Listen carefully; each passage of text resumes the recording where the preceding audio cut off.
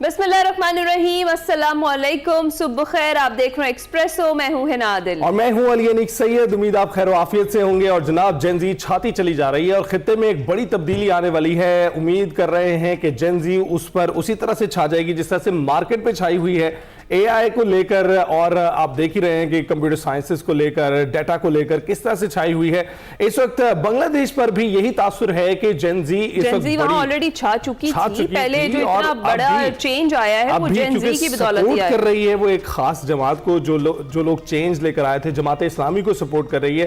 तो हम बात करें बांग्लादेश में आज आम इंतखाबात हो रहे हैं जनाब, और जो शेख हसीना वाजिद की बरतरफी थी और फिर उसके बाद उनकी जिलावतनी थी, उसके बाद आम इंतखाबात में जो जेन जी जिसका अली जिक्र कर रहे हैं वो अब मुल्की सियासत पर किस हद तक असरअंदाज होगी ये देखना है। पहले जो इनकलाब वो लेकर आए वो हम देख चुके हैं, और जेन जी इन इलेक्शंस में जमात इस्लामी को सपोर्ट कर रही है और शफीकुर रहमान जो है वो लीड कर रहे हैं और वो क़यादत कर रहे हैं जमात इस्लामी की। इसके साथ साथ BNP इनके मद्दे मुकाबिल है जिसकी क़यादत तारिक रहमान कर रहे हैं जो खालिदा ज़िया साहिबा के साहबजादे हैं। इसके साथ साथ नेशनल सिटीजन पार्टी भी इस इंतखाबात की दौड़ में शामिल है। तो जो लम्हा ब लम्हा अपडेट होगी, जो जो चेंजेस आएंगे, जैसे जैसे वोट कास्ट होंगे और तब्दीलियां आएंगी, वो हम आपके साथ शेयर करेंगे, बल्कि आगे चलकर तफसील से भी बात करेंगे। और वैसे तो मोमेंटम जो मैं बना रहा था उसमें ये बताया रहा था कि जेन जी जो है अब खित्ते में बड़ी तब्दीली एक बार फिर से लाने के लिए तैयार है।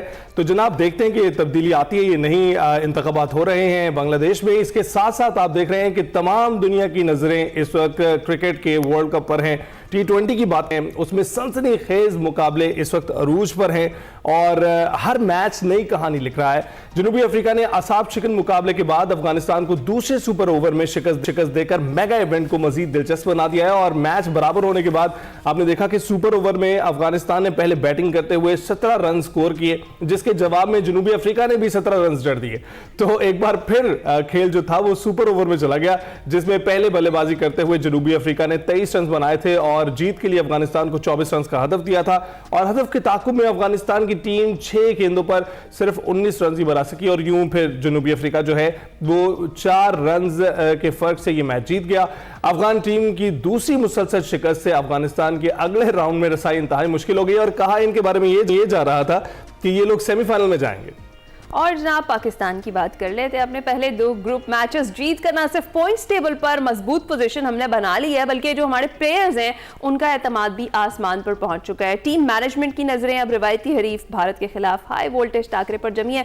टीम मैनेजमेंट की क्या, पूरे पाकिस्तान की, दुनिया भर की नजरें जो है अब उसी टाकरे पर जमी हुई हैं। दूसरी जानिब PSL की अगर बात करें तो तारीख के पहले प्लेयर्स ऑक्शन ने पाकिस्तानी खिलाड़ियों की लॉटरी निकाल दी है। बताएं आपको कैसे टीम का मोराल मजीद बुलंद हो गया है। नीलामी में सबसे महंगे खिलाड़ी का एजाज कौमी फास्ट बॉलर नसीम शाह के नाम रहा, जिन्हें रावलपिंडी फ्रेंचाइज ने 8 करोड़ 7 लाख रुपए में अपनी टीम का हिस्सा बनाया है। और इस्लामाबाद यूनाइटेड ने ऑलराउंडर फहीम अशरफ को 8 करोड़ 50 लाख रुपए में खरीदा, जबकि लाहौर कलंदर्स ने फखर जमान को 7 करोड़ 95 लाख रुपए में हासिल किया। और ऑस्ट्रेलियाई ओपनर डेविड वार्नर भी 7 करोड़ 90 लाख रुपए में कराची किंग्स का हिस्सा बन गए। और दूसरी जानिब नीलामी की कम तरीन बोली 60 लाख रुपए रही, जिसमें जहांजेब सुल्तान को खरीदा गया था। हम हैरान कुन तौर पर कई जो मारूफ मुल्की और जो इंटरनेशनल क्रिकेटर्स थे किसी भी फ्रेंचाइज का एतमाद हासिल करने में वो नाकाम रहे, जो ऑक्शन का एक गैर मुतवक्के सा पहलू साबित हुआ। सवाल अब ये है कि वो कौन सा खिलाड़ी है जो कम में खरीदा गया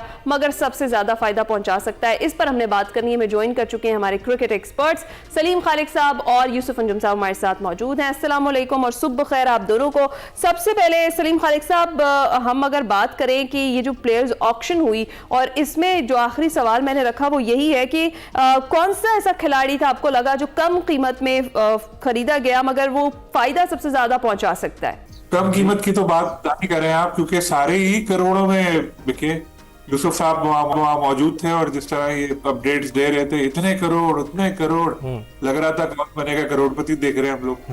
तो प्लेयर्स की तो वारे न्यारे हो गए सबके।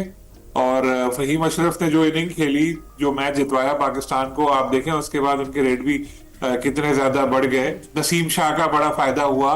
और बल्कि मुझे लग रहा है कि जो प्लेयर असल कीमत पे अगर कोई रिटेन हुआ है तो वो तो अफसोस कर रहा होगा, यार अब रिटेन क्यों हुए, क्योंकि यहाँ पर ज्यादा पैसे मिल जाते। तो PSL के जरिए ये पाकिस्तानी क्रिकेटर्स हैं इनकी पूरी किस्मत बदल गई है। जो ड्राफ्ट से ये ऑक्शन मॉडल आया है, इसका यही फायदा हुआ कि जो प्लेयर सस्ते मिल जाते थे वो अब बहुत महंगे महंगे बिके हैं। जो नई टीमें आई हैं उनकी वजह से बोर्ड के बारे न्यारे हुए, अरबों रुपए की टीमें फरोख्त की, और उसके बाद अब प्लेयर्स के मजे आ गए। तो ये पैसा ही पैसा आ रहा है। लेकिन अब देखना ये है कि फ्रेंचाइज को कितना पैसा मिलता है, जो सबसे अब मेन स्टेक होल्डर उतना इन्वेस्ट कर रहे हैं, क्योंकि पीसीबी को भी फ्रेंचाइज ने दिया, प्लेयर्स को भी फ्रेंचाइज देगी, तो उनको कितना आएगा, सेंट्रल पूल कितना आएगा, अगला इंपॉर्टेंट सवाल अब ये होगा। कलेक्टिवली देखना पड़ेगा। तो यूसुफ साहब बताइएगा कि आपको लगता है जो टीमों की फरोख्त हुई है वो अरबों में हुई, तो फिर खिलाड़ी भी जो है वो करोड़ों में तो जाने ही चाहिए थे। बिल्कुल अनीक, ये जो T20 फॉर्मेट में खिलाड़ियों का इंतखाब था वनडे फॉर्मेट की तरह किया गया, क्योंकि पूरा दिन ही लग गया था कल वहां पर, और 10 घंटे से ज्यादा ये वहां पर सेरेमनी जारी रही, जिसमें बहुत सारे मेहमान भी मदऊ किए गए थे। ज़हीर अब्बास साहब वहां पर थे, इनके अलावा बहुत सारे लोगों को वहां पर बुलाया गया था। और क्योंकि ये पाकिस्तान की हिस्ट्री में पहली बार ऑक्शन हुई, तो एक तारीख रकम हुई है, और पहली बार ये 8 टीमों के खिलाड़ियों ने, जो मालिकान थे, उन्होंने अपने खिलाड़ियों का इंतखाब किया है। यकीनी तौर पर ये जो सरमायाकारी हो रही है पाकिस्तान सुपर लीग में, इससे हमारी ब्रांड की मकबूलियत में इजाफा होगा। गैर मुल्की खिलाड़ियों ने ज्यादा दिलचस्पी ली इस बार। हम अक्सर गिला करते हैं गैर मुल्की खिलाड़ी वो आते हैं जो ज्यादातर अपनी जो उम्र है वो पूरी कर चुके होते हैं, लेकिन इस बार हमने देखा कि वो खिलाड़ी भी टीम का हिस्सा बने हैं जो इस वक्त करंट फॉर्म में है। यही वजह कि हर टीम मालिकान ने अपना जो कॉम्बिनेशन है वो बेहतर करने की कोशिश की है। जो पुराने मालिकान थे उन्होंने अपनी जो टीम के कॉम्बिनेशन में थोड़ी तब्दीलियां की हैं। यूसुफ, तो इसमें किस फ्रेंचाइज का आप देखते हैं कि उसने सबसे जो मुतवाजन और मजबूत स्क्वाड तश्कील दिया अपना? देखिए, लाहौर कलंदर ने तो अपनी जो फैमिली है उसको रिटेन करने की भरपूर कोशिश की है, और यही वजह थी कि हारिस रऊफ की जब ऑक्शन हुई तो सब ओनर्स को पता था कि हारिस रऊफ को लाहौर कलंदर की जो इंतजामिया कभी नहीं छोड़ेगी, इसलिए उनके पस को खाली करवाने के लिए वो साथ बैठकर ज्यादा बोली देने की भी कोशिश कर रहे थे, ताकि किसी तरीके से इनके उनका जो पैसा है वो खर्च करवाया जाए लाहौर कलंदर का। क्योंकि आपको पता है कि सबके पास 45 करोड़, और उसके बाद अगर डायरेक्ट साइनिंग की बात करें तो 50 लाख का एक उनके पास पर्स मौजूद था, और इसी में से तमाम टीम ओनर ने अपने खिलाड़ियों का चुनाव करना था। तो यहाँ कंपटीशन देखने को यह भी मिला कि हर टीम ओनर की कोशिश थी कि वो, अगर उसने किसी खिलाड़ी में दिलचस्पी नहीं भी ली, लेकिन सिर्फ इसलिए बोली लगाई कि दूसरी जो टीम वाला है वो ज्यादा से ज्यादा अपने पैसे इसी खिलाड़ी पर ही खर्च कर दे, क्योंकि सबको एक दूसरे के जहनों का पता था कौन सा खिलाड़ी किस टीम में लेना चाहते हैं, किससे बात इनकी हो चुकी है।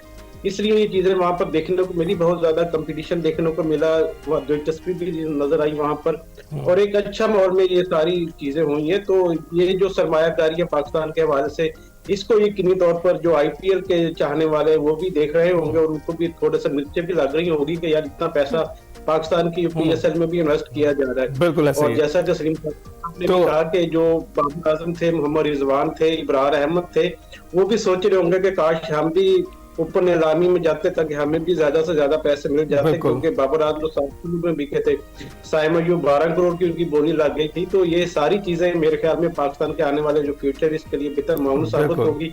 और अब ऑक्शन का मरला हल कंप्लीट हो चुका है, अब मेला सजने जा रहा है 26 मार्च से। यकीनी तौर पर ये जो होगा इसमें नए चीजों को देखने को मिलेगा, नए चीजें नए जिद्दत के साथ हमें मैचेस देखने को मिलेंगे, और मैं जिस तरह टीमों की दिलचस्पी बढ़ी है तो शायकीन की दिलचस्पी में इजाफा हुआ है। हैदराबाद टीम के आने से, सैयदपुर टीम के आने से, ये जो लोग हैं इनको शहरों के लोग इनको करीब आने का मौका मिलेगा। बिल्कुल, वहां पर इन्वेस्टमेंट होगी और लोग जो हैं फिर अपने शहरों में अपने ग्राउंडों का रुख करेंगे। तो बताइएगा सलीम साहब, अभी जिस तरह के यूसुफ साहब बता रहे हैं कि बाबर आजम और बाकी लोग भी देख रहे होंगे, ऑक्शन में शिरकत की ख्वाहिश कर रहे होंगे, हमने देखा गैर मुतवक्की तौर पर मुल्की और बैनुल-अक़वामी क्रिकेटर्स थे वो फ्रेंचाइज का जो एतमाद हासिल करने में वो नाकाम रहे। ये एक नया पहलू था जो हमारे सामने आया है, जो हम एक्सपेक्ट नहीं कर रहे थे, बड़ा गैर मुतवक्की था।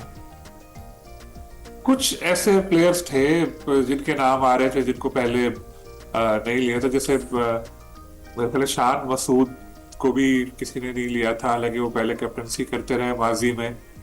मुल्तान की सऊद शकील कोयटा ग्लैडिएटर्स की माजी में कैप्टनसी करते रहे, उनको भी किसी ने नहीं लिया था। लेकिन फिर बाद में जाके इमाद वसीम को भी शायद किसी ने शुरू में नहीं लिया था, लेकिन बाद में वो सब भी फरोख्त हो गए थे। यूसुफ साहब सही कह रहे हो ना, मैं उनको भी टीमें मिल गई है ना।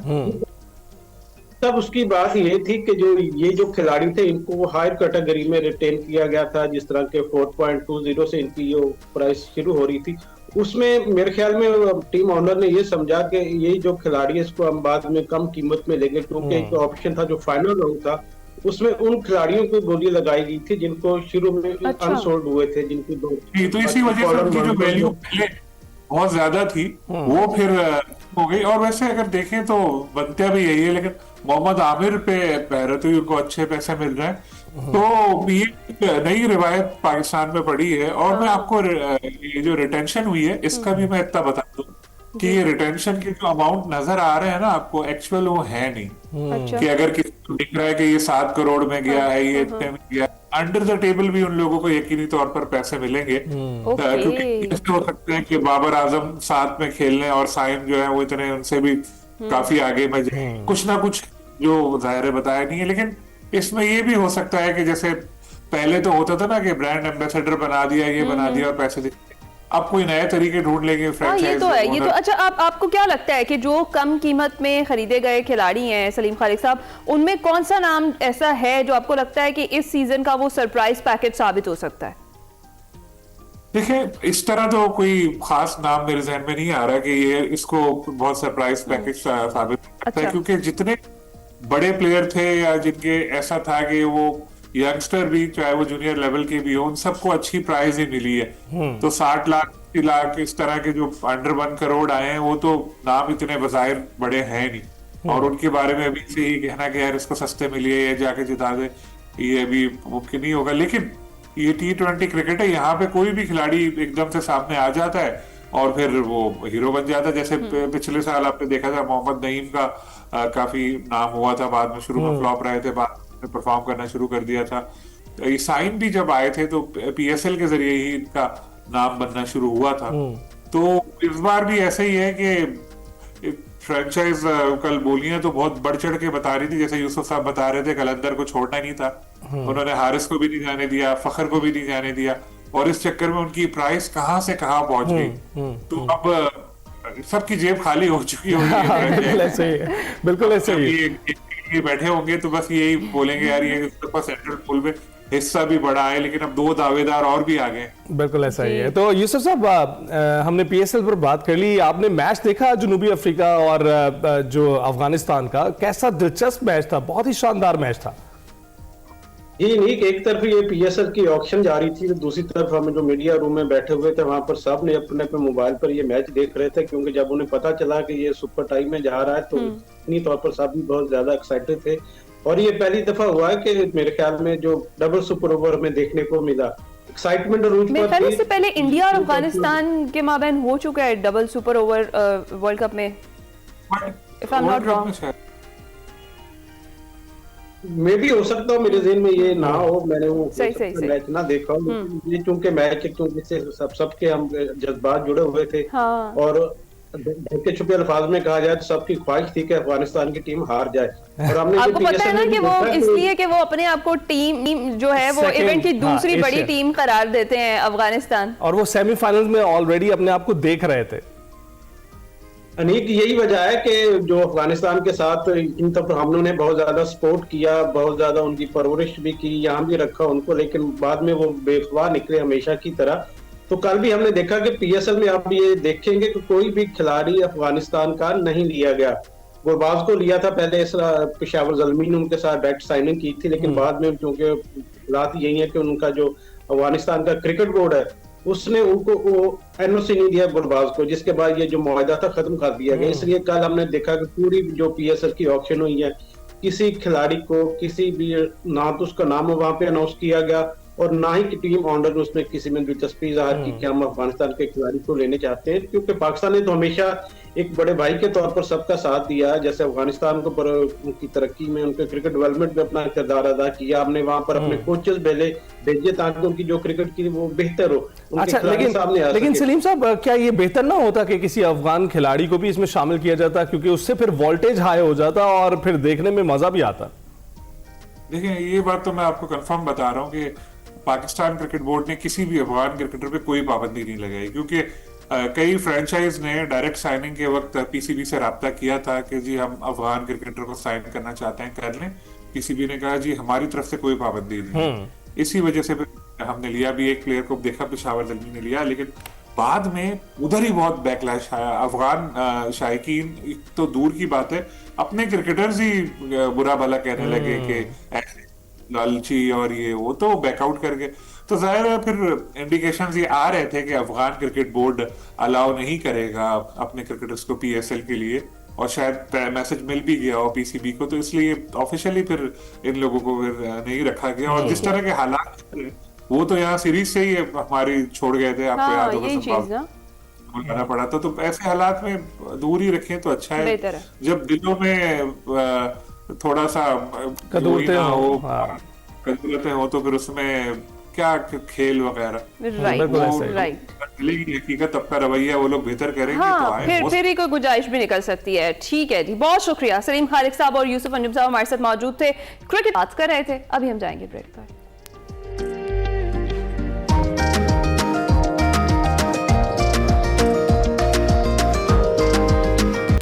Welcome back. अभी बात करते हैं बांग्लादेश में होने वाले आम इंतखाबात की, जिसका जिक्र हमने शो के शुरू में तो किया ही था और आपको बताया था कि इस वक्त 350 जो पार्लियामेंट की नशिस्तें हैं उनमें से 300 नशिस्तों पर बराह रास्त इलेक्शन हो रहा है और काफ़ी गहमा गहमी है। बहुत से मंदूब वहां पर पहुंच चुके हैं, बहुत से जर्नलिस्ट वहां पर पहुंच चुके हैं, इसको कवर कर रहे हैं। ना सिर्फ बांग्लादेश के लोग इस तब्दीली को लेकर बहुत पुरज़्म है, पुरजोश है, बल्कि पाकिस्तान में भी लोग इसको उसी दिलचस्पी से देख रहे हैं जिस तरह से पूरे खित्ते के लोग, जिस तरह से बाकी ममालिक इसको देख रहे हैं। तो जनाब हमारे इस वक्त सीनियर सहाफ़ी हैं माजिद निज़ामी साहब, इस वक्त ढाका बांग्लादेश में मौजूद हैं, बराह रास्त हमारे साथ हैं, और इसके साथ साथ साबिक सफ़ीर जौहर सलीम साहब ने हमें ज्वाइन किया है।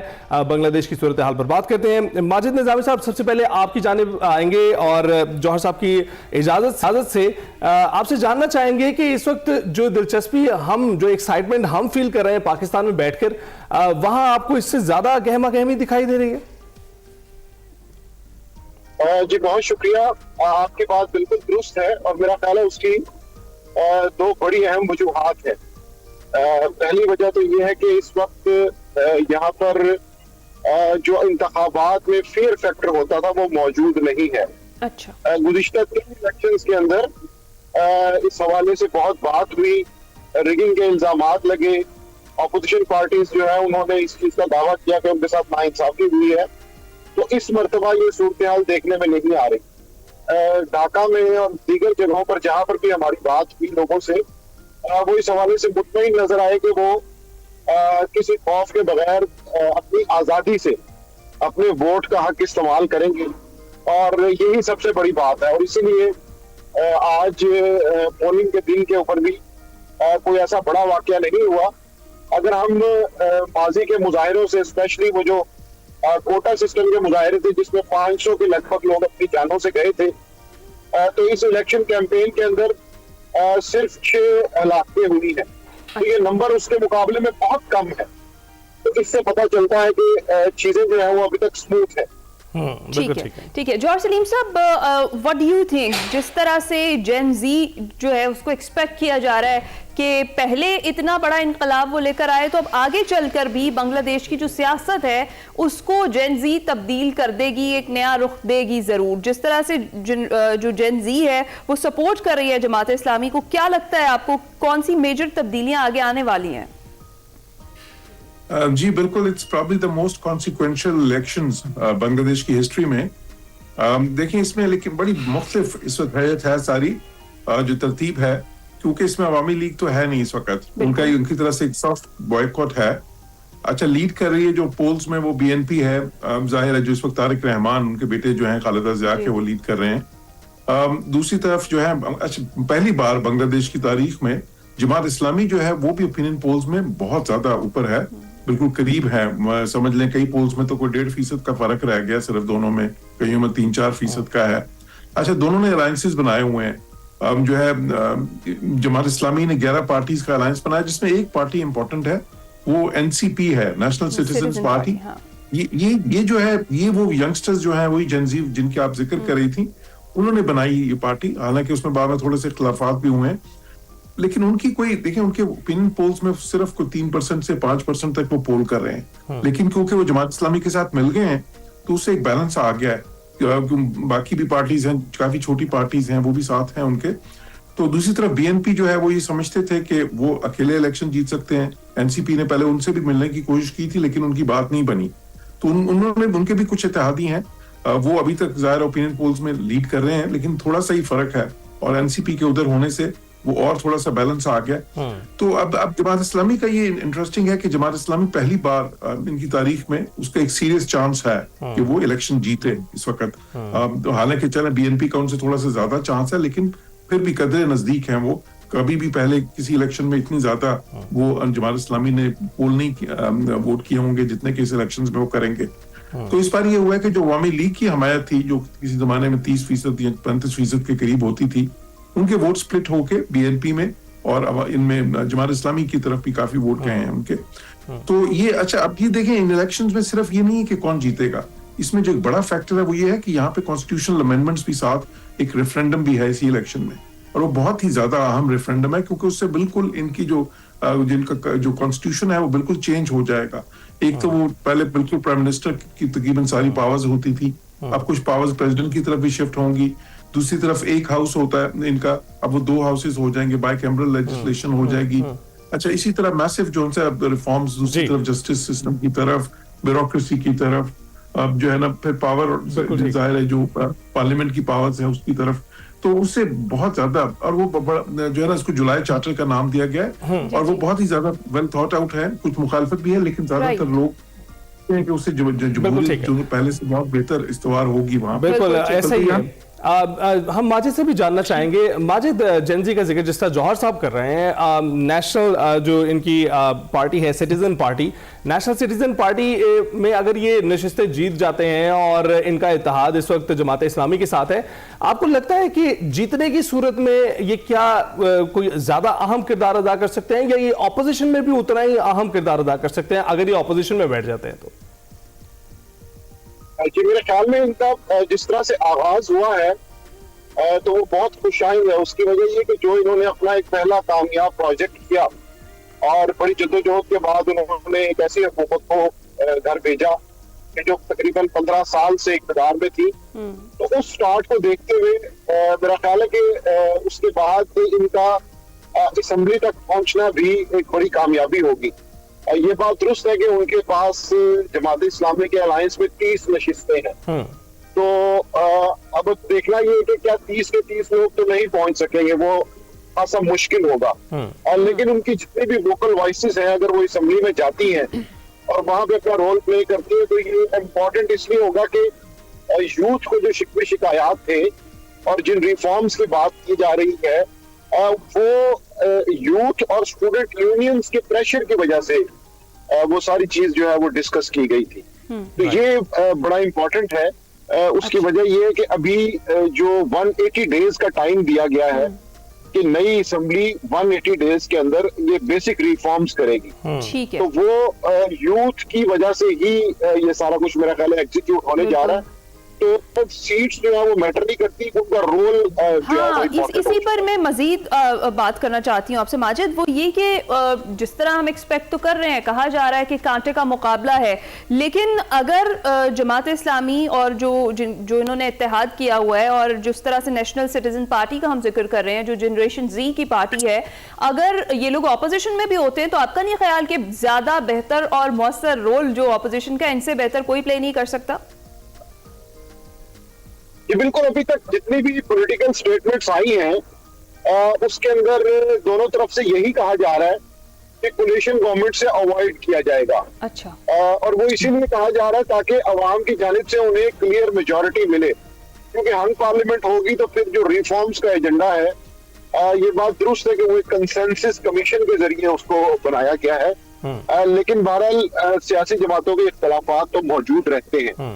तो इसलिए मेरे ख्याल में इस चीज को देखना होगा कि दोनों जमातें आज के दिन तक ये कोशिश कर रही हैं कि अवाम उन्हें एक क्लियर मैंडेट दे ताकि वो उसकी बुनियाद के ऊपर अपने जो भी फैसले हैं उनको इम्प्लीमेंट करवा सके, और जो अलायंस की पॉलिटिक्स है असेंबली के अंदर उसके अंदर फिर इख्तलाफात का और कंसेंसस ना होने का खतरा रहता है। राइट। जौहर साहब, आप हमारे साथ ही मौजूद हैं? जी। अच्छा, ये बताइएगा कि हमने देखा हसीना वाजिद भी इक़्तिदार में रही हैं और खालिदा ज़िया भी, क्या माजी में भी ख़वातीन उसी तरह से कम पार्टिसिपेशन उनकी दिखाई देती थी जिस तरह से इस इलेक्शन में? क्योंकि इस इलेक्शन में तो बहुत कम है। जी, इस इलेक्शन में एक वजह तो उसकी ये भी है ना कि जमात इस्लामी ने किसी खातून को टिकट नहीं दिया। जी हाँ। उनकी तरफ से एक भी खातून उम्मीदवार नहीं है, तो उसकी वजह से पहले भी खैर बहुत ज्यादा तनासुब नहीं था। अभी जो नई कॉन्स्टिट्यूशनल रिफॉर्म्स ये कर रहे हैं उसमें वो उनके लिए मखसूस कर रहे हैं सीट्स खवातीन के लिए, उनका तनासुब बढ़ा रहे हैं वैसे। लेकिन बांग्लादेश में अमूमी तौर पे, हालांकि ये दिलचस्प अमर है कि जो बांग्लादेश की सियासत है वो हमेशा से दो खवातीन के, एटलीस्ट पिछले 20-25 सालों से दो खवातीन के गिर्द घूमती रही हैं, खालिदा ज़िया और हसीना वाजिद। लेकिन अभी वो सारा मंजरनामा बदल गया है। अब देखें, एक तरफ वो जो है ना, दोनों तरफ ही रहमान है, एक तरफ शफीक रहमान है, दूसरी तरफ तारिक रहमान है, और फिर साथ ही ये जो है ना नाहिद इस्लाम है जो एनसीपी पार्टी के हैं, जो यंग लीडर हैं, वो सिर्फ जो है वो तो सिर्फ 27 साल के हैं, लेकिन जाहिर है वो तो अगर वो उनकी जमात इस्लामी के साथ उनका अलायंस है और वो सिर्फ उनकी पार्टी 30 सीटों पे इलेक्शन लड़ रही है सिर्फ, जो है उसमें से भी इम्कान ये है कि वो 5 से लेके तो कोई 7-8 तक इस तरह की नशिस्तें ले सकते हैं। तो इसमें ये सही है, और इस बात पे काफी क्रिटिसिज्म भी हुई है जमात इस्लामी पे कि जी आपने किसी भी खातून को क्यों नहीं टिकट दी, और इसीलिए काफी खवातीन जो सी हैं फिर वो नेचुरली वो पीएनपी की तरफ ज्यादा उनका रुझान है इस वक्त। और ये भी इम्कान है, कुछ लोग ये भी कह रहे हैं कि खवातीन शायद कम वोट करें इस वजह से भी, क्योंकि बहुत कम खवातीन उम्मीदवार हैं। 4% से भी कम है खवातीन उम्मीदवार। बिल्कुल, और जो है वो भी ज्यादातर पीएनपी की तरफ से ही हैं, जमात इस्लामी की तरफ, एनसीपी की तरफ से कुछ खवातीन हैं, लेकिन वो क्योंकि ज्यादातर सीटें जो जमात इस्लामी वाला अलायंस है उसमें जो 90% नशिस्तों पे तो जमात इस्लामी खुद कॉन्टेस्ट कर रही है, और उसमें कोई भी खातून नहीं है। ठीक है, इसी चीज को जौहर साहब हम माजिद से भी डिस्कस करते हैं। Majid, what do you think कि मेजर रीजन क्या यही है कि इतनी अनसर्टेनिटी थी, और जमात इस्लामी ने तो वैसे ही किसी भी खातून को नॉमिनेट नहीं किया हुआ इन इंतखाबात में, 4% से भी कम खवातीन उम्मीदवार हैं, तो इसी वजह से ये एक्सपेक्ट किया जा रहा है कि शायद वोटर्स भी, जो खवातीन वोटर्स हैं, वो कम ही वोट कास्ट करेंगी। क्या सूरत हाल है? इस चीज को मैंने बिल्कुल चेक करने की कोशिश की है, और उन्होंने एक जो इनकलाबी फैसला किया है वो ये है कि खुलना से उन्होंने एक हिंदू उम्मीदवार को को कैंडिडेट नामजद किया है, तो वो एक बड़ी डिफरेंट चीज है। तो ये सवाल मैंने जमात इस्लामी के ओहदेदारों से यहाँ पे पूछा है, और उनका ये दावा है कि इलेक्टोरल पॉलिटिक्स जो है उसके अंदर बहुत सी चीजों को, अलायंसेस को और उन विनिंग कैंडिडेट्स को देखना पड़ता है। अगरचे ये एक टिपिकल पॉलिटिकल सियासी जवाब ही था, लेकिन उनका ये ख्याल है कि हमने उन उम्मीदवारों को टिकट्स दिए हैं कि जो अपनी कॉन्स्टिट्यूएंसीज के अंदर बेहतर परफॉर्म कर सकते हैं। तो फिर दूसरा सवाल ये किया गया कि क्या आपके फीमेल विंग के अंदर इतनी कैपेबल या काबिल खवातीन नहीं है कि जिनको आप इलेक्शन टिकट दे सके। तो बहरहाल उसका कोई ऐसा तसल्ली बख्श जवाब उनके पास नहीं था, लेकिन उनका ये ख्याल है कि उनका जो लेडीज विंग है, उनका जो वुमेन विंग है वो बड़ा इंपॉर्टेंट है, और वो इस इलेक्शन के अंदर बड़ा अहम किरदार अदा कर रहा है, क्योंकि जमात इस्लामी का ये कहना है कि जो 15 साल उनके ऊपर पाबंदियां रही हैं, उसमें उनके वुमेन विंग ने बड़ा इंपॉर्टेंट रोल प्ले किया। जो पार्टी स्ट्रक्चर है उसको जमात इस्लामी की जो लेडीज हैं उन्होंने बचाया, क्योंकि बाकी लोग तो जेलों में थे या उनकी वो सजाएं हो चुकी थी। तो इस सब के बावजूद भी ये बात दुरुस्त है, और ये एक लम्हा फिक्री है कि जमात इस्लामी को अपनी पॉलिसी के अंदर थोड़ी सी चेंज लाते हुए उन तमाम खवातीन को एडजस्ट करना चाहिए था कि जो इलेक्टोरल पॉलिटिक्स में कामयाब हो गया। माजिद, एक रीजन ये भी तो हो सकता है कि पिछले 20-25 साल से जो सिलसिला चला आ रहा था और हम देख रहे थे कि इक़्तिदार में खवातीन ही बैठी, तो एक आपको बैकलैश आता हुआ दिखाई देता है, और जेनजी भी जिन्होंने जिस तरह से तख्ता इसका उल्टा है, उनके ज़हनों में भी शायद ये बात मौजूद थी कि उस तरह से मुल्क को नहीं चलाया जा रहा था जिस तरह चलाना बनता था। तो जौहर सलीम साहब, आपको लगता है ये भी पॉइंट हो सकता है, क्योंकि अमूमन जो इक़्तिदार में रहते हैं, इक़्तिदार से उतरने के बाद उनके अगेंस्ट ऑपोजिशन ज्यादा बड़ी होती है, ये वजह भी हो सकती है खवातीन की कम पार्टिसिपेशन की? असल में जो एनसीपी वाले हैं, जो जेनजी की पार्टी है लेट्स से, इसमें वो थोड़े से डिफेंसिव हैं इस पे। वो एक तो कहते हैं कि जी देखें हमने तो खैर कुछ खवातीन को टिकट दिए, साथ ही साथ वो ये कहते हैं कि हम डायनेस्टिकल पॉलिटिक्स के खिलाफ हैं। ये जो खानदानों की सियासत थी वहां पे 2 खानदानों की, उसके हम खिलाफ हैं। इसी तरह जो बड़े इश्यूज एक्चुअली हैं इलेक्शन में वो क्या है, एक तो ये डायनेस्टिकल पॉलिटिक्स है, दूसरी करप्शन बहुत बड़ा इशू है इस इलेक्शन में। कहते हैं कि हमने ये बांग्लादेश में हसीना वाजिद के वक्त में खुसूसन बहुत ही ज्यादा करप्शन, मैसिव करप्शन थी, उसको खत्म करना है। फिर ये जो है जो तसल्लुत एक किस्म का कायम किया हुआ था, एक मोनोपोली सी बना ली हुई थी उन्होंने, और वो बल्कि वो जिस चीज पे सारा हंगामे फूटे थे वो भी यही थी कि जी वो जो 71 के जो हैं जिनको वो शोहदा कहते हैं, उनकी फैमिलीज को हम जो है ना मजीद सिविल सर्विसेज में सीटें देंगे। तो उनको लगता था कि यंग उसमें से जो यंग यूथ है उसको एक्सक्लूड किया जा रहा है पॉलिटिकल सिस्टम में से। तो अब फिर इकोनॉमिक डेवलपमेंट एक इशू है, क्योंकि वो ग्रोथ उनका बड़ी पहले तो जबरदस्त जा रही थी, लेकिन वो रेट अब गिर गया। इसी तरह अनएम्प्लॉयमेंट एक बहुत बड़ा इशू है इस इलेक्शन में, क्योंकि जो यंग लोग हैं उनके लिए उस तरह की मुलाजमतें नहीं है। हालांकि बांग्लादेश में इकोनॉमिक ग्रोथ पाकिस्तान से बहुत बेहतर है, उसके बावजूद उतनी मुलाजमतें क्रिएट नहीं हो रही, क्योंकि उधर 40% से ज्यादा आबादी जो है वो 30 साल से कम उम्र की है। तो ये बड़े इशूज हैं इस इलेक्शन में। और फिर देखें कि जिस तरह मैंने रेफरेंडम का जिक्र किया, तो इस रेफरेंडम में एक चीज और भी बहुत अहम है, वो ये कि बांग्लादेश का जो कैरेक्टर है, जो सोशलिस्ट और एक उसको सेकुलर रखा गया है, उसको भी वो बदल के तो उसको अब वो प्लूरलिस्टिक और डेमोक्रेटिक और वो कर रहे हैं। तो ये भी एक बहुत बड़ी चेंज होगी कि वो बांग्लादेश का जो नेशनल कैरेक्टर है बदल रहे हैं। बिल्कुल ठीक है, बिल्कुल ठीक है। बहुत शुक्रिया। जॉर्ज सलीम साहब हमारे साथ मौजूद थे, माजिद निजामी साहब हमें ज्वाइन किए हुए थे बांग्लादेश ढाका से। बराह आप दोनों का बहुत बहुत शुक्रिया। देखते हैं कि इंतखाबात जो हैं वो आगे जाकर क्या रुख इख्तियार करते हैं। और वैसे अभी तो बड़ा स्मूथ प्रोसेस जा रहा है, माजिद यही बता रहे थे कि इस बार जो एक फियर फैक्टर था वो नहीं है, रिगिंग वाला जो मसला था वो भी नहीं है, तो काफी स्मूथली इस वक्त तक जो इंतखाबात का प्रोसेस है वो चल रहा है। देखते हैं कि आगे एग्जैक्टली देखते हैं कि क्या तब्दीली आती है। अभी हम ब्रेक पर जाएंगे। वेलकम बैक टू एक्सप्रेसो जी। कल भी हमने बात की, परसों भी हमने बात की थी, जो सोलर सार्फिन के ऊपर एक नया बोझ हुकूमत की जानिब से डाला गया था उस पर, और हमने डिस्कस किया कि ये किस तरीके से ग्रीन एनर्जी की तरफ हमें मुंतकिल करते करते वापस एक रिवर्स गियर लगवा रहे हैं सार्फिन से। तो वज़ीर आज़म शहबाज शरीफ की जानिब से जब उन्होंने ये एहतजाज भी देखा और देखा कि लोग किस तरह से गुस्से में हैं, तो उन्होंने सोलर से मुतालिक जो नेपरा के नए रेगुलेशंस हैं उसका नोटिस ले लिया, और उन्होंने ये कहा कि जो मौजूदा सार्फिन हैं उनके कॉन्ट्रैक्ट का जो तहफ़्फ़ुज़ है उसको यकीनी बनाया जाए, और हुकूमत नेपरा में फैसले के खिलाफ अपील भी करेगी। इस हवाले से ये भी बताया गया। और जो सोलर ग्रिड सार्फिन के हुकूक के तवाज़ुन के लिए एक जामे लाहे-अमल है वो तश्कील दिया जाए, उन्होंने ये हुक्म दिया। और नेपरा ने घरेलू सार्फिन पर फिक्स्ड चार्जेस की हुकूमती दरख्वास्त मंजूर कर ली है। पावर डिवीजन ने वफाकी काबीना की मंजूरी के बाद दरख्वास्त नेपरा में जमा कराई थी, और नेपरा ने फैसला नोटिफिकेशन के लिए वफाकी हुकूमत को भिजवा दिया था। महाना 301 यूनिट से ज्यादा पर बिजली ₹1.53 तक सस्ती करने की दरख्वास्त भी मंजूर की गई है। प्रोटेक्टेड सार्फिन के लिए बताया जा रहा है कि महाना 100 यूनिट पर ₹200, 200 यूनिट पर ₹300 फिक्स चार्जेस, 300 से ज्यादा यूनिट पर जो बिजली है उसको सस्ता किया जाएगा। यानी अभी जो सूरत हाल है उसमें यह बताया जा रहा है, वैस लगारी साहब ने यह कहा है कि जो नए सोलर सार्फिन हैं उनके लिए पॉलिसी पर किसी सूरत नजरसानी नहीं की जाएगी। जो ऑलरेडी जो सार्फिन है जो सोलर पर मुंतकिल हो चुके हैं उनके हवाले से तो जरूर नजरसानी की जा रही है। लगारी साहब की बात अगर सुने तो वो ये भी कह रहे हैं कि मेरी अपनी जो एहलियां हैं वो भी शिकायत कर रही हैं कि ये जो रेट्स अब रिवाइज हुए हैं उससे तो बहुत सारा नुकसान होगा उन लोगों को जिन्होंने बहुत कोशिश करके अपने घरों में ये सोलर पैनल्स लगवाए हैं। और अभी वजीर आजम की जानिब से सिर्फ नोटिस लिया गया है और इसका जो इजरा हुआ है अभी तक उस पर कायम है। जो इस वक्त रिवर्स किया जा रहा है मीटरिंग को, बिलिंग की जानिब, नेट में बिलिंग की जानिब, वो भी इस वक्त कायम है।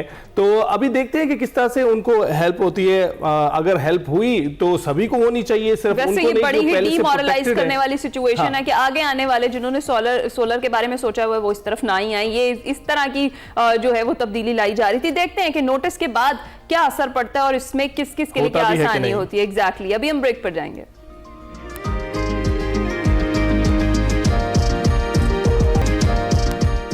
वेलकम बैक टू एक्सप्रेसो जनाब। पाकिस्तानी टैलेंट आपको पता है कि सिर्फ सरहदों तक महदूद नहीं रहता, ये पूरी दुनिया में अपनी पूरी आबोताब से जगमगाता है। और इसी तरह पाकिस्तानी नयाद बरतानवी गुलकारा सायरा पीटर ने रवां माह अमरीकी कांग्रेस में मुनाकिद होने वाले इफ्तिताही she leads the nations global summit and launch में शिरकत की, जहां उन्हें she leads the nations award से नवाजा गया। वाशिंगटन DC में मुनाकिदा तकरीब का मकसद हुकूमत, मीडिया, कारोबार, तालीम, सेहत, दिफा और सकाफत समेत मुख्तलिफ शोबों में नुमाया खिदमात अंजाम देने वाली खवातीन रहनुमाओं को सराहना था। खुसूसी तकरीब में दुनिया भर से 14 मुमताज़ खवातीन रहनुमाओं को उनकी जुर्रत, खिदमत और आलमी असर रसूख के एतराफ़ में एजाज़ात से नवाजा गया। सायरा पीटर को दुनिया की पहली सूफी ओपरा गुलकारा के तौर पर खुसूसी तौर पर मदऊ किया गया और उन्हें सूफी ओपरा के नए फ़न की बुनियाद रखने, आलमी हम आहंगी को फ़रोग देने और नौजवान खवातीन की क़यादत साजी में नुमाया खिदमात पर एजाज़ से नवाजा गया। रिवायती पाकिस्तानी लिबास में मलबूस सायरा पीटर के खिताब और फ़न ने हाज़रीन को बेहद मुतासिर किया और उन्हें भरपूर दाद दी गई। सायरा पीटर को डायरेक्टर NG आर्ट्स लंदन और सायरा आर्ट्स अकेडमी लाहौर के बानी के तौर पर भी बहुत सराहा गया, जहाँ वो महरूम पस मंजर से ताल्लुक रखने वाली नौजवान खवातीन को ओपरा की तरबियत देती हैं। मजीद सारा हमारे साथ ही मौजूद है, उनसे बात करते हैं। अस्सलाम वालेकुम सायरा, गुड मॉर्निंग। आपको नहीं हम कह सकते, सॉरी, क्योंकि अभी वहां पर देर हो चुकी है, हमारी मॉर्निंग चल रही है। कैसी हैं आप? बिल्कुल, मैं बहुत बहुत बहुत बहुत खुश हूँ। एक्सप्रेस न्यूज़ बहुत बहुत शुक्रिया आप सबका कि आपने मुझे इनवाइट किया। गो के यहाँ पर मैं US में हूँ और यहाँ पर रात के 12 बज रहे हैं। आपका शुक्रिया सायरा कि अभी तक आप हमारे लिए जाग रही हैं। Thank you so much. अच्छा सायरा, आपसे जानना चाहेंगे, वैसे तो आपके एक्सपीरियंस के मुतालिक पूछेंगे ही और इस अवार्ड के मुतालिक भी, लेकिन आपने इंतखाब क्यों किया पाकिस्तानी लिबास पहनने का? भाई, पाकिस्तान मेरी पहचान है। मैं I was born in Karachi, तो क्यों नहीं, पाकिस्तानी लिबास तो मुझे बहुत पसंद है, ज़बान बहुत पसंद है, उर्दू ज़बान।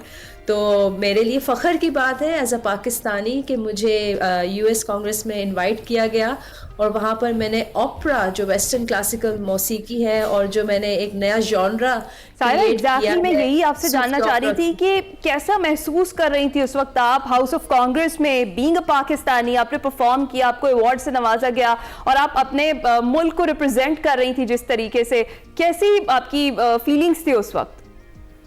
मैं आपको बता नहीं सकती कि मेरी फीलिंग्स जो थी वो ऐसे थे जैसे मैं हवाओं में उड़ रही हूँ। और मेरे लिए बाइसे फ़ख्र था एज अ पाकिस्तानी। और वहाँ के लोगों ने, यहाँ पे जो लोग थे, जो लीडर्स थे, उन्होंने बहुत सराहा, मेरे सिंगिंग को बहुत सराहा, क्योंकि एज अ एशियन इट्स काफ़ी ये एक मुअम्मा है कि आप वेस्टर्न क्लासिकल गा रही हैं और उसी स्ट्रेंथ से और उसी जो है पावर के साथ जिस तरह से वेस्टर्न क्लासिकल ऑपरा सिंगर्स जो हैं वो गाती हैं। तो एज एन एशियन ये बहुत ही जो है वो इंटरेस्टिंग बात लगती है यहाँ के जो वेस्टर्न वर्ल्ड में लोग जब मुझे सुनते हैं, तो मेरे लिए बाइसे फ़ख्र है। बिल्कुल सायरा, बहुत एक लंबी जर्नी है और हम जानते हैं आप काफ़ी देर से जो है ओपरा सिंगिंग कर रही हैं, तो शुरू से शुरू करते हैं। हम जानना चाहेंगे कि आगाज़ कहाँ से हुआ और आप मगरबी मौसीकी की तरफ कैसे राग़िब हुए? जी बिल्कुल, मगरबी मौसीकी की तरफ मैं इस तरह से राग़िब हुई हूँ क्योंकि देखिए, आपको जो वेस्टर्न क्लासिकल है, ओपरा, आपको गाने के लिए आपके पास जो है वो वोकल रेंज होनी चाहिए, आपके पास हाई नोट्स होने चाहिए और ये जो है वो ऊपर वाले की देन होती है। तो उसमें आप रियाज से जो है वो रेंज को, वोकल रेंज को बढ़ा नहीं सकते। तो मैं सोप्रानो हूँ, सोप्रानो जो कि ऊंचे सुरों पे गाते हैं। मेरा जो हाईएस्ट नोट है वो जो है वो टॉप C है और उसमें जो है जी उसमें मैं उस रेंज में मैं गाती हूँ। और इसमें मेरे जो वोकल कोच है, मेरे उस्ताद पॉल नाइट का बहुत बड़ा हाथ है, जो कि लंदन में रहते हैं और वो मेरे उस्ताद हैं। उन्होंने जब मेरी आवाज़ सुनी तो उन्होंने कहा कि मेरी आवाज़ में एक ख़ास ऑपरेटिक के जो मोटिव्स हैं, जो मेलोडीज़ हैं, जो हार्मनीज़ हैं, वो उन्होंने मेरी आवाज़ में सुनी। उन्होंने कहा ये एशियन जो वोकल बॉक्स है, वॉइस बॉक्स है, उसकी काफ़ी एक खासियत है जो मेरे अंदर है, जो मुझे नहीं पता थी, तो उन्होंने ये सुनकर जो है वो मुझे ट्रेन करना शुरू किया। जोहरी की पहचान एक जो हीरे की पहचान एक जोहरी कर सकता है, और उन्होंने वाकई सही देखा कि आप में क्या क्वालिटीज हैं और किस तरीके से आप गा सकती हैं। सारा डेफिनेटली हमारे नाज़रीन भी वेट कर रहे होंगे कि हम आपसे कुछ सुने जो आपने वहां परफॉर्म किया, पहले जरा वो सुनाए, फिर जिस मुअम्मे का आपने जिक्र किया मैं भी एक मुअम्मे का जिक्र करूंगी, तो अभी हम चाहेंगे कि आप हमें कुछ सुनाएं। जी ज़रूर, मैं थोड़ा सा आपको शाह अब्दुल लतीफ़ भट्टाई का कलाम मैंने पढ़ा है ऑपरेटिक सूफी ओपरा में, जो कि जॉनरा में क्रिएट किया है, इस fusion of western classical music and Pakistani classical music. तो मैं आपको थोड़ा सा सुनाती हूँ।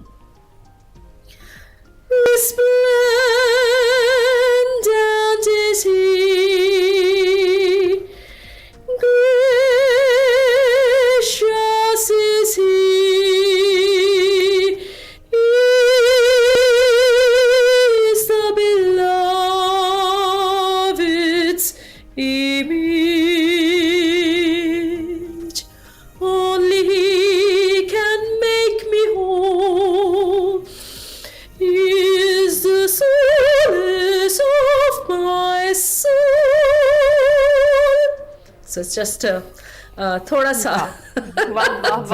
आपने जो है ना वो हमें अच्छा, हम ऐसा ना फिल्मों में ही देखा करते थे, हमें फिल्मों में ही सुनाई देता था कि, और डेफिनेटली ये लगता था कि एशियंस ऐसे नहीं परफॉर्म कर सकते, और जिस तरीके से आपने किया है, क्या कमाल किया आपने, वाकई आपके उस्ताद ने सही कहा था। ये मेरा एक ड्रीम है कि हमारे जो पाकिस्तानी हैं, मैंने वहाँ पर पाकिस्तान में लाहौर में मैंने ओपेरा स्कूल भी खोला है, जहाँ पर मैं बहुत सारे हमारे जो पाकिस्तानी बच्चे हैं उनको मैं ख़ास तौर पे जो गर्ल्स हैं, लेडीज़ हैं, उनको मैं ट्रेन कर रही हूँ। और अभी हाल ही में पिछली दफ़ा जब मैं पाकिस्तान में थी, इस्लामाबाद में जब मेरा कॉन्सर्ट हुआ था, वहाँ पर मैंने जो है कुछ बच्चों को जो ओपेरा स्कूल में मेरे हैं उनको मैंने इंट्रोड्यूस करवाया, और वो बच्चे जो हैं वो गांव से हैं, यानी कि कुछ जो है वो सियालकोट के गांव से हैं, और जब उन्होंने ओपेरा गाया लोग पाकिस्तानी लोगों के सामने, वो समझे कि ये क्या लंदन से आए हैं बच्चे इटालियन लैंग्वेज में गा रहे हैं, और तो वो काफी लोग हैरान हो रहे थे। कितनी देर हो गई है आपको इस जो है स्कूल को चलाते हुए, और कितने स्टूडेंट्स हैं आपके पास? मेरे पास मुझे काफी मैं साल तो नहीं बता सकती, ये जब कितने साल हो गए, काफी साल हो गए मेरे ख्याल से, कभी मेरे ख्याल से 3 साल हो गए, 3 साल से मैं इस ओपेरा स्कूल को चला रही हूँ। और उस वक्त के जो कल्चर मिनिस्टर्स थे जमाल शाह साहब, उन्होंने आके ओपनिंग सेरेमनी की थी, और मेरे पास बहुत सारे बच्चे मैंने कभी गिने नहीं है, तो जब भी मैं जाती हूँ पाकिस्तान तो मैं उनको सिखाती हूँ, और वाया जूम के जरिए मैं जब लंदन या अमेरिका, क्योंकि मैं हमेशा ट्रैवल कर रही होती हूँ, मेरे कॉन्सर्ट्स होते हैं पूरी दुनिया में, तो मैं उनसे वाया जूम जो है कनेक्टेड रहती हैं, और सीखने सिखाने का अमल जारी रहता है। वी ऑल नो दैट आप हमें एक्सप्रेसो में स्टूडियोज में ज्वाइन कर चुकी हैं, और हमें पता है आपकी क्या क्या कितनी ज़्यादा क्वालिटीज़ हैं, आपका कितना ज़्यादा काम है। ब्रिटिश नेशनल एंथम आप गा चुकी हैं for queen and the king as well, और ये एक बड़े ऑनर की बात है, डेफिनेटली हमारे लिए तो है, आपके लिए इससे भी ज़्यादा है। मुझे ये जानना है आपसे सायरा कि बहुत सारे ऐसे फेमस ड्रामाज हैं जिनके OST सायरा पीटर ने गाए हैं, तो सरफहरिस्त मेरे लिए तो वो मुअम्मा है, और दीगर कौन कौन से प्रोजेक्ट्स हैं इसके साथ साथ हम सुनना भी चाहेंगे। जी ज़रूर, मैंने हाल ही में मुअम्मा, जो कि बहुत ही मशहूर ड्रामा है सबा कमर साहिबा का, आजकल लोगों को बहुत पसंद आ रहा है, उसका OST मैंने गाया है। बाकी दिलावेस का भी मैंने गाया है, और फिर नेहर और गिरफ्त, बहुत सारे इस तरह के जो खूबसूरत OST हैं वो सब आपकी आवाज़ में। अब हमें सुनना है आपसे मुअम्मा का OST, हम चाहेंगे कि आप हमें और हमारे नाज़रीन को सुनाएं। जी जी ज़रूर। इस OST के जो म्यूज़िक डायरेक्टर है वो है नवीद नाशाद साहब, जो कि बहुत बड़ा नाम है हमारे इंडस्ट्री का, और मेरे लिए एजाज़ की बात है कि मैंने उनके लिए गाया है। बल्कि उन्होंने जब ये OST बना रहे थे तो उन्होंने मुझे कहा ये मैंने ख़ास आपकी आवाज़ पे बनाया है, क्योंकि इसमें थोड़ी सी वेस्टर्न क्लासिकल की भी जो है वो मोटिव्स हैं, तो आप सबके लिए मुअम्मा का OST।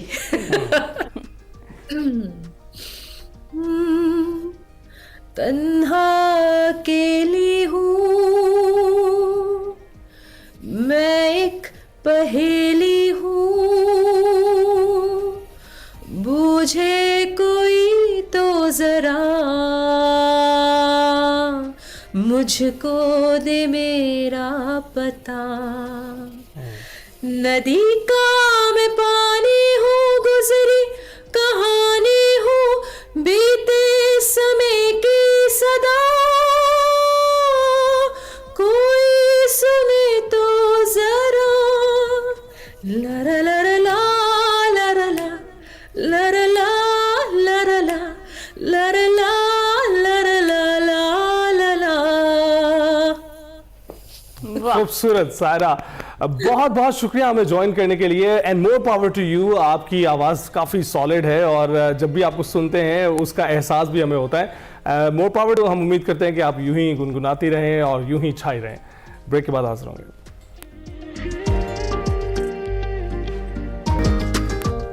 वेलकम बैक जनाब। एक जानिब हम देख रहे हैं वर्ल्ड कप जारी है तो दूसरी जानिब पीएसएल का जो जोश है उरूज पर है और शुरू होने से पहले ही बढ़ता चला जा रहा है। नई टीम्स शामिल हो रहे हैं, उनकी एंट्री डे तो जैसे इवेंट में नई रूह फूंकती हो। और आज एक्सप्रेसो में बात करते हैं सियालकोट की टीम की, जहां हम देख रहे हैं लेजेंडरी फास्ट बॉलर और साबिक कप्तान मोहम्मद वसीम अकरम को पीएसएल की नई फ्रेंचाइज सियालकोट स्टैलियंस का सदर मुकर्रर कर दिया गया है।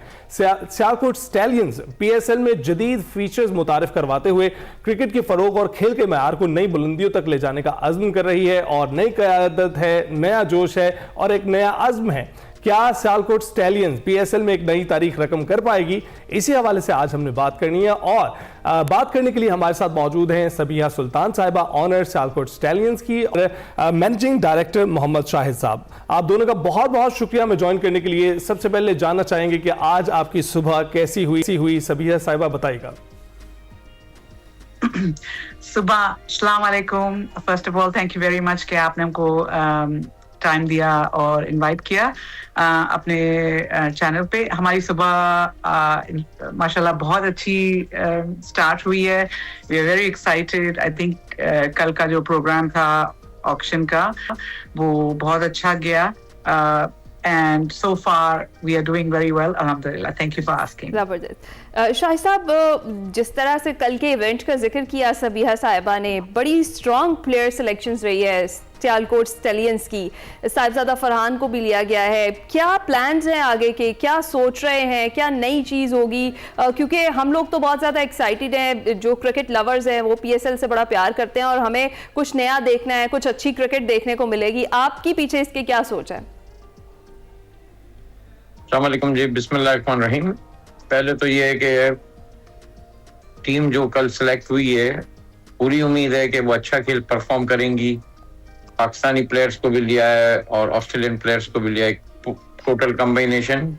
जानना चाहेंगे आपसे कि जब हम देख रहे हैं कि एंट्रीज हो रही हैं नई टीमों की, तो किस जज्बे के साथ आप लोग एंटर हुए हैं?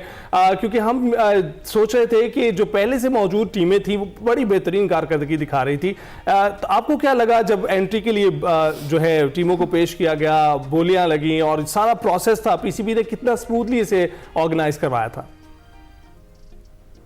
देखिए, टीमें तो बहुत सारी हैं और बहुत अच्छी हैं माशाल्लाह, बट हमारा जो इंटरेस्ट है वो सियालकोट में है। वो है एक strategic interest. Sialkot as a city जो उसका कंट्रीब्यूशन है, आपको पता है कि दुनिया के स्पोर्टिंग गुड्स वहाँ मैन्युफैक्चर होते हैं। आपको पता है कि फीफा के फुटबॉल्स वहाँ मैन्युफैक्चर होते हैं। तो और सियालकोट के लोग भी माशाल्लाह, और जो बिजनेस कम्युनिटी है बहुत स्ट्रांग है। तो हमने ये सोचा कि ये एक अपॉर्चुनिटी ऐसी है कि सियालकोट के लोगों को गिव बैक किया जाए, जो वहाँ के जो लोग हैं वहाँ के जो काम कर रहे हैं बड़े बड़े इदारों के लिए, बड़े बड़े नामों के लिए दुनिया के, उनको गिव बैक किया जाए। और हमने सोचा कि इससे अच्छा प्लेटफॉर्म और क्या हो सकता है। तो यही सोच है, यही स्ट्रेटजी है। जबरदस्त। अच्छा शाहिद साहब, डोमेस्टिक क्रिकेट में तो सियालकोट स्टैलियंस का बड़ा नाम है और बड़ी ज़बरदस्त परफॉर्मेंस भी है। जिस तरीके से अब सियालकोट स्टैलियंस ने मोहम्मद वसीम अकरम को जो है सदर मुकर्रर किया है, इसके पीछे की आपकी क्या सोच है? इसके पीछे की क्या हिकमत अमली है? इसके पीछे ये बात है एक मेन के वसीम भाई is a big name all over the world and No specially in doubt. Pakistan. बहुत सारे फैंस हैं दुनिया भर में वसीम भाई के, और वसीम भाई के सोचने का समझने का तरीका कुछ डिफरेंट है, और पूरी उम्मीद है कि वसीम भाई को लेके ये टीम बहुत आगे जाएगी बिल्कुल इंशाल्लाह। इंशाल्लाह। बिल्कुल। तो सबिहा साहिबा, सियालकोट स्टैलियंस बड़ा जबरदस्त नाम है, आपको लगता है कि आपने क्रिकेटर्स भी बिल्कुल उसी तरह से चुने हैं जैसा कि नाम है? बिल्कुल 100%। देखिए, स्टैलियंस ऑब्वियसली एक पावरफुल, स्ट्रॉन्ग, फोकस्ड इमेज एक आती है दिमाग में जब आप स्टैलियंस का नाम लेते हैं, या सो ये भी एक रेस है, but it has to be that has to be won with focus and commitment and a lot of hard work. तो इस जरिए से ये नाम रखा गया है, और मुझे पूरा कॉन्फिडेंस है कि हम लोग we are going to give the rest of the teams a good run for their money and put up a good show. Right. अच्छा सबिहा साहिबा, वन मोर थिंग, जिस तरह से पीएसएल में नई टीमों का शामिल होना, और फिर जिस तरह से ये ऑक्शन हुई पहली बार, उस तरीके से प्लेयर्स को जिस तरह जिन टीमों ने रिटेन किया, कुछ नए प्लेयर्स आए और बड़ी ज़बरदस्त टीम्स जो हैं वो तश्कील दी गई, इसमें क्या प्लान्स हैं सियालकोट स्टैलियंस के यंग जो हमारा टैलेंट है उसको प्रमोट करने के हवाले से? बिकॉज अब हम सब नया टैलेंट देखना चाहते हैं मैदान में भी, क्योंकि हमें पता है कि जो हमारी यूथ है वो बहुत ज़्यादा टैलेंटेड है, हमारे जो नए क्रिकेटर्स आ रहे हैं वो बड़े जबरदस्त प्लेयर्स हैं, तो इसके हवाले से क्या सोच है सियालकोट स्टैलियंस की? ये तो आपने बहुत अच्छा सवाल किया, and thank you very much for this question, and I love the question.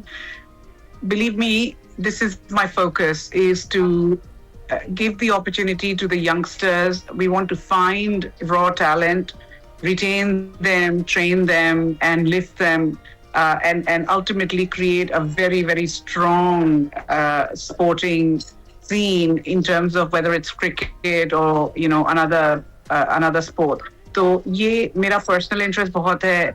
That is the reason why we have picked big names such as your Steve Smiths and Wasim अकरम साहब से ही आप शुरू करें अगर, तो हमने ये मेरी हमारी एज अ ग्रुप ये सोच है कि अगर हम यंगस्टर्स को लें और उनको पुराने एक्सपीरियंस प्लेयर्स के साथ पेयर करें तो वो एक अपॉर्चुनिटी और एक ट्रेनिंग ग्राउंड बन जाता है. That is 24/7 when the players are playing together. That is our thinking, and we are extremely committed and focused on developing talent, not only within the team but I think broadly beyond that as well. बिल्कुल ठीक. तो शाहिद साहब, हर team अपनी एक philosophy लेकर आती है और हम देखते हैं कि वो झलकती है ना सिर्फ उनकी कारकर्दगी में बल्कि द वे दे ऑर्गेनाइज जो इस PSL के अलावा भी चीज़ें होती हैं उसमें भी वो झलकती है.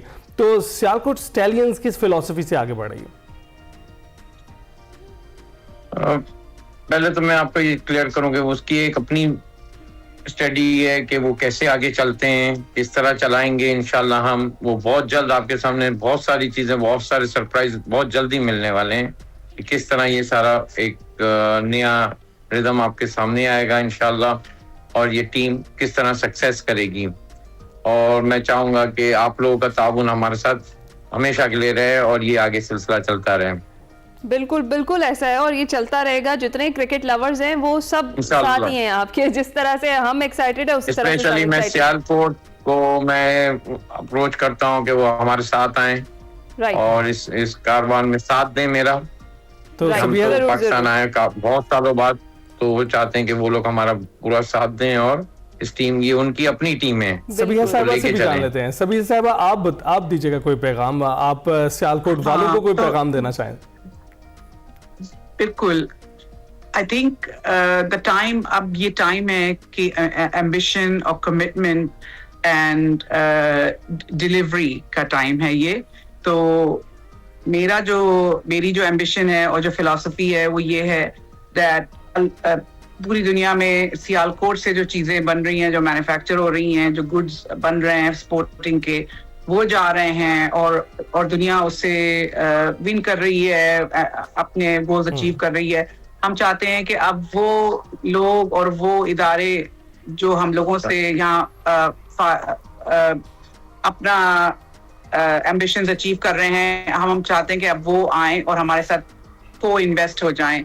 सो आई वांट के जो बाहर के लोग हैं they need to take note. हम बिल्कुल इन्वेस्टेड हैं. Right. Thank you so much Sabiya Thank you Sultan very much. साहिबा और मोहम्मद शाहिद साहब, आप दोनों का बहुत बहुत. हम बात कर रहे थे पीएसएल में जो नई टीम्स की शमूलियत ने इस पूरी गेम को चेंज करके रख दिया, उस पर अभी हम जाएंगे एक छोटी सी ब्रेक पर. आप कहीं मत जाएगा.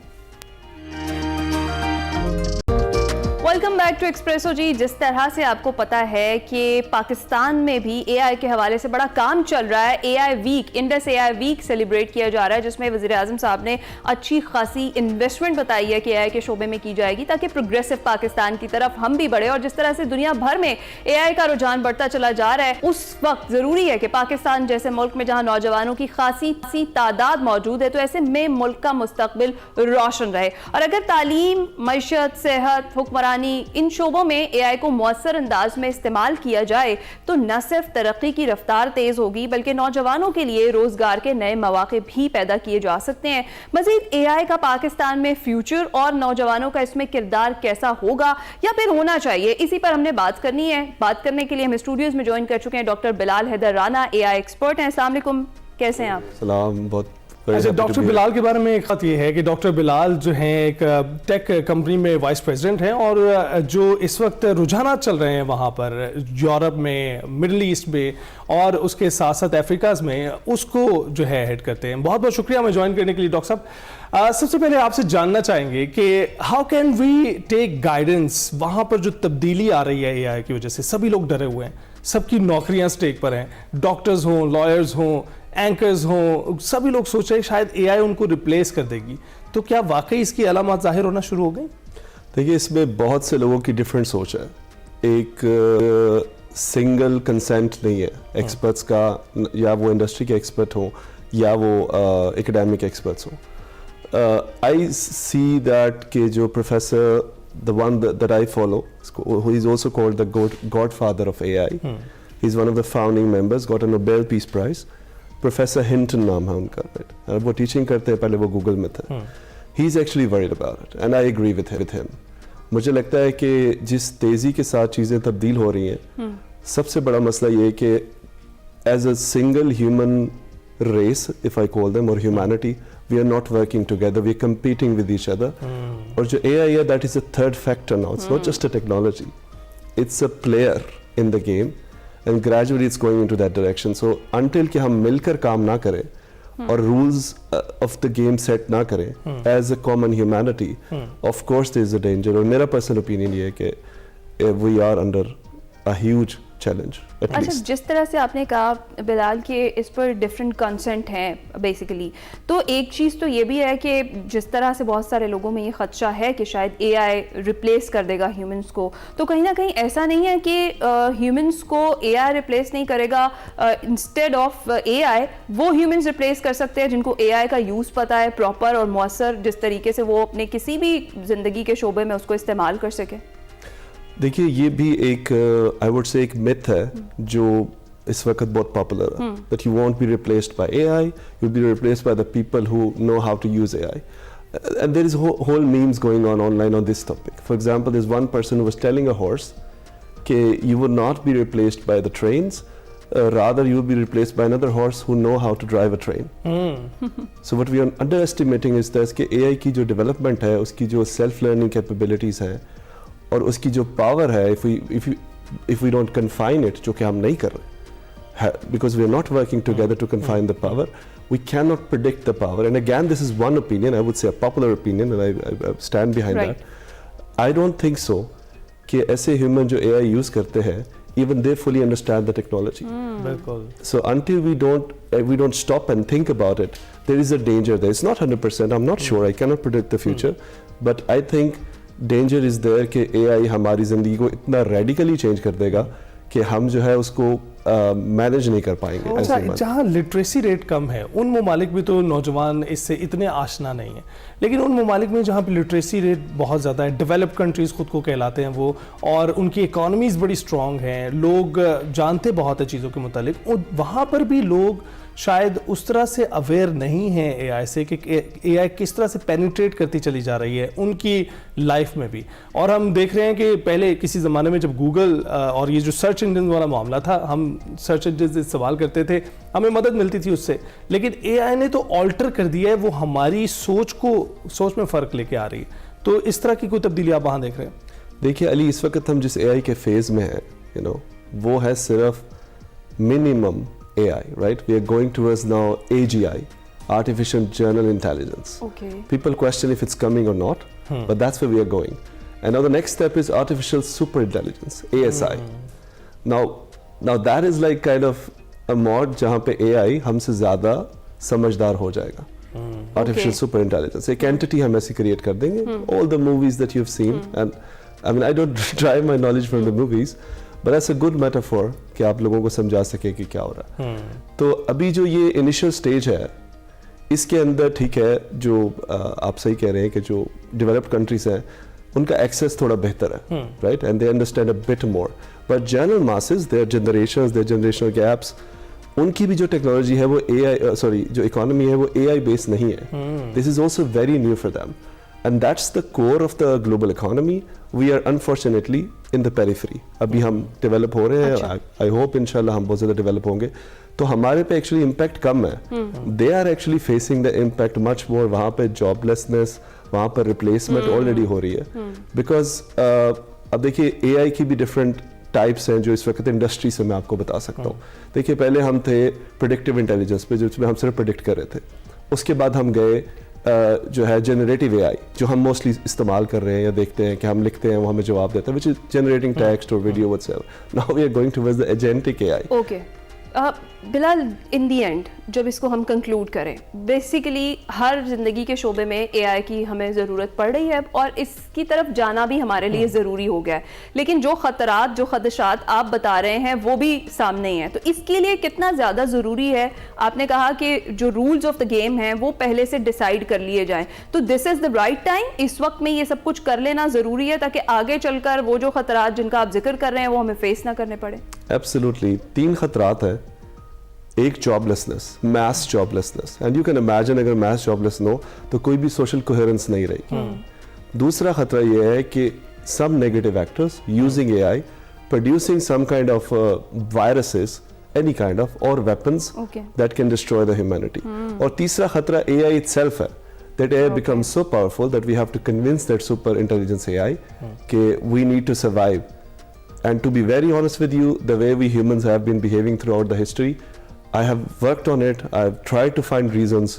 I don't think so. It will be very easy to convince them that we are good people. अब humans को इतना convince करना मुश्किल है, तो सोचे AI को करना कितना मुश्किल होगा। डॉक्टर बिलाल, बहुत बहुत शुक्रिया हमें ज्वाइन करने का। और देखिए जनाब, AI ना सिर्फ एक टेक्नोलॉजी है बल्कि एक वेपन की तरह भी इस्तेमाल की जा सकती है। और इसी वरी की वजह से, इसी फिक्र की वजह से बहुत सारी जो अक़वाम में आलम है वो इस वक्त दौड़ लगा रही हैं, एक रेस है। और फिर पाकिस्तानी आपको पता है कि किसी में भी पीछे नहीं रहते और हम कोशिश यही करते रहते हैं कि हम सबसे सबकत लेकर जाएं। और हमारा टैलेंट जो है पूरी दुनिया में आपके सामने इस वक्त हमारे स्टूडियोज में भी बैठा हुआ है, तो हम चाहते हैं कि वो जल्द से जल्द इन की पोजीशंस पर आएं और अपना रोल अदा करें। एग्जैक्टली। और जिस तरीके से बिलाल ने बात की है कि जो खतरात हैं उनको भांपते हुए अभी से हमें जो है, जो गेम के रूल्स है वो डिसाइड कर लेने चाहिए ताकि आगे चलकर हमें वो मुश्किलात फेस ना करनी पड़े जिनका अली ने भी जिक्र किया कि जो अक़वाम आलम को भी फेस करनी पड़ी है, और जो एक रेस चल रही है उसमें हम शामिल जो हैं वो ना हो उस तरीके से। तो डेफिनेटली एक अच्छा इकदाम है जो हुकूमत की तरफ से, वज़ीर आज़म साहब की तरफ से किया जा रहा है, जिसमें AI में इन्वेस्टमेंट की जा रही है। Basically need of the hour है, इस वक्त बहुत ज़्यादा ज़रूरत है, खास तौर पर जो हमारी नई जनरेशन है, जो हमारे बच्चे हैं, उन्हें इससे मुतारिफ कराने की। क्योंकि जो अगर तालीम के मैदान में भी बात करें तो वो जो सिलेबस और कोर्स बड़ा पुराना हो गया, उसमें अब हमारे लिए कुछ नहीं रखा, रीमॉडलिंग करने की बहुत जरूरी है। आपको पता है पूरा करिकुलम डेफिनेटली जब ये AI की तरफ हम जा रहे हैं और प्रोग्रेसिव पाकिस्तान की तरफ हम बढ़ रहे हैं तो एक अच्छा कदम है। इसके साथ ही जनाब हम आपसे इजाजत चाहेंगे, मुलाकात होगी कल। अपना ख्याल रखिएगा, फीडबैक जरूर दीजिएगा। अल्लाह हाफिज। अल्लाह हाफिज।